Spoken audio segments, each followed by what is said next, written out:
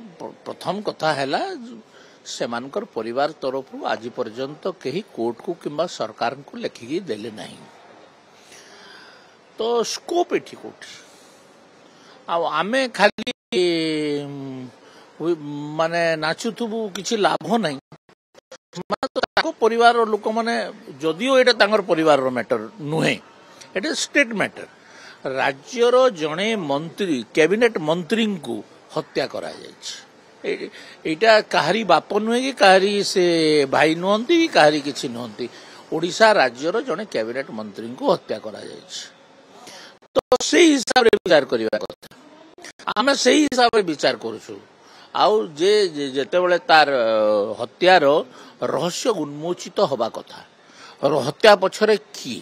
कौन कारसादी कौन हत्यार उद्देश्य कौन ये सब तो लोक जानिबार अधिकार अछि ना हां